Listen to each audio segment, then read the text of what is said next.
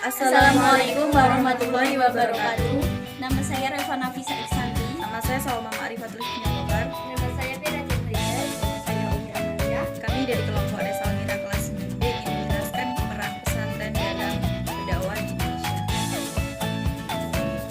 Pondok berasal dari kosakata bahasa Arab atau funduk yang memiliki makna asrama atau tempat di mana pesan didik ditinggal. Adapun pesantren berasal dari kosakata lokal yaitu cantri yang bermakna siswa atau pesan didik. Dengan demikian, pondok pesantren merupakan perpaduan kosakata bahasa Arab dan lokal. Secara istilah, pondok pesantren adalah sebuah lembaga pendidikan di mana peserta didik tinggal di asrama selama 24 jam untuk melaksanakan proses belajar mengajar baik pendalaman ilmu agama atau tafakur fiddin maupun keterampilan dan kecakapan hidup. Pendidikan pesantren sebagai sarana dakwah.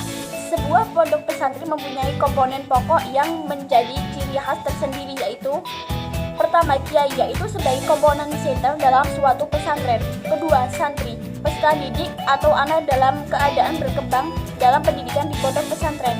Ketiga, masjid atau musola secara fisik sebagai tempat ibadah dan kegiatan di dalam pondok pesantren. Keempat, pondok atau asrama, sarana fisik sebagai tempat tinggal para santri. Kelima, kitab kuning, materi pokok dalam kurikulum pendidikan pesantren. Keenam, metode pengajaran sorogan, badongan, dan al-ijnul ijazah, serta modal pembelajaran utawi iki-iku, yakni pola belajar di mana santri bisa mengetahui makna, kedudukan, dan fungsi masing-masing kalimat. Istilah santri pada dasarnya muncul bersamaan dan berdirinya pesantren di Indonesia.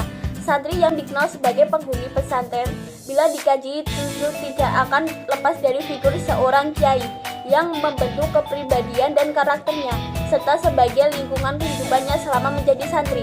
Pada awalnya, bentuk pengajaran pesantren adalah holakoh, yakni lesehan di mana seorang kiai duduk bersila di tengah-tengah para santri. Kiai tersebut membacakan atau minimal kitab tertentu di hadapan para santri. Pendidikan pesantren di berbagai wilayah di Indonesia berdasarkan data dari Pusat Penelitian dan Pengembangan Pendidikan Agama dan Keagamaan serta Badan Litbang dan Diklat Kementerian Agama Republik Indonesia pada tahun 2006 tidak kurang dari 14.067 buah pondok pesantren tersebar luas di Indonesia. Hal ini menunjukkan bahwa pondok pesantren secara kuantitatif mampu berkembang dan tetap menjadi kebutuhan bangsa Indonesia. Persebaran pondok pesantren terbanyak berada di Pulau Jawa, kemudian disusul Sumatera Utara, Kalimantan, dan Sulawesi. Profil ringkas beberapa pondok pesantren. Pondok pesantren Tegalsari, Jetis, Ponorogo, Jawa Timur. Pondok pesantren ini termasuk salah satu yang paling bersejarah di Indonesia. Pesantren Tegalsari didirikan oleh Kiai Ageng Hasan Basari pada abad ke-18. Pesantren ini mempunyai ribuan santri yang berasal dari seluruh wilayah Indonesia.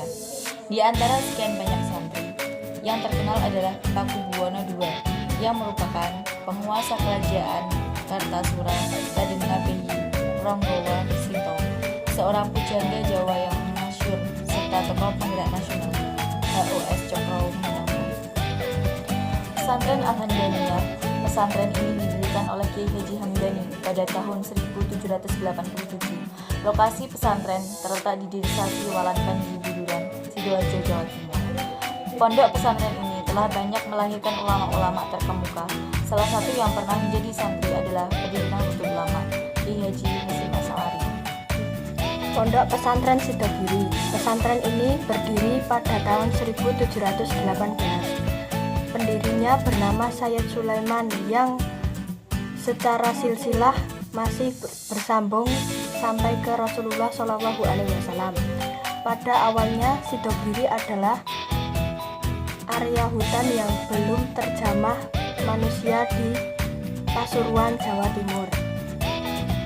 Sayyid Sulaiman dengan dibantu oleh santri sekaligus menantunya, yaitu Kiai Aminullah, merupakan babat belas selama 40 hari untuk mendirikan pondok pesantren.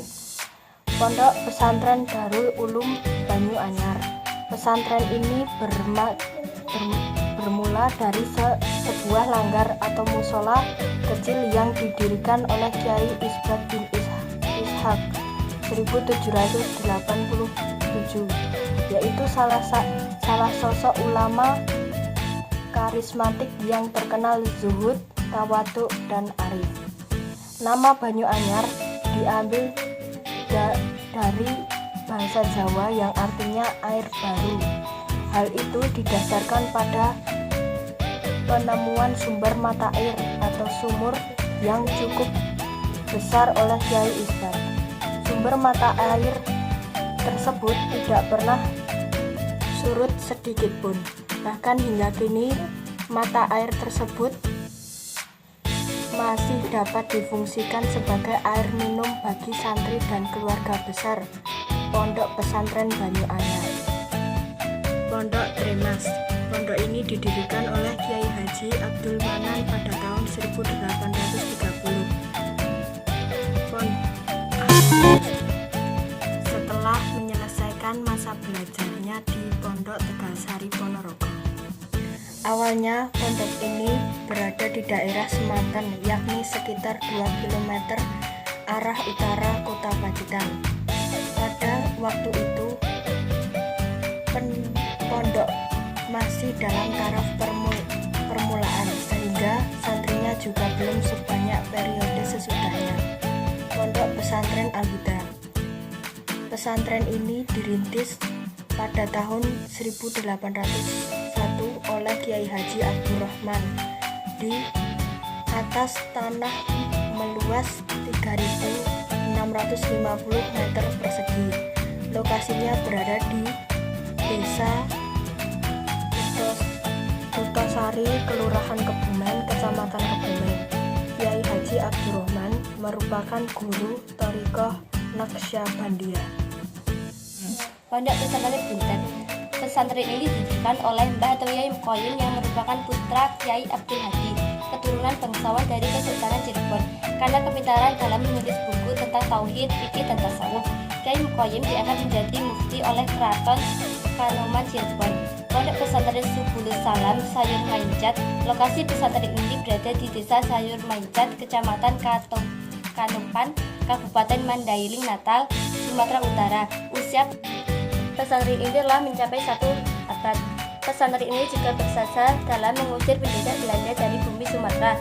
Pesantren ini dijadikan markas Tentara Keamanan Rakyat atau TKR pada tahun 1949. Pesantren ini kembali dibuka sebagai lembaga pendidikan sekolah oleh Haji Fahruddin Arjun Lubis. Pondok Pesantren Darus Salam Marta Putra. Pesantren ini berlokasi di kawasan Persayangan Marta Putra, Banjar, Kalimantan Selatan yang didirikan pada tahun 1914 oleh Kyai Haji Jamaluddin. Pesantren ini memiliki peran penting bagi sejarah perkembangan Islam di Kalimantan Selatan yang dijadikan acuan bagi pengembangan pesantren-pesantren lain yang kemudian berdiri di provinsi tersebut. Setelah Kyai Haji Jamaluddin meninggal dunia, pimpinan pesantren digantikan oleh Kyai Haji Hasan Ahmad. Sekian dari kami. Wassalamualaikum warahmatullahi wabarakatuh.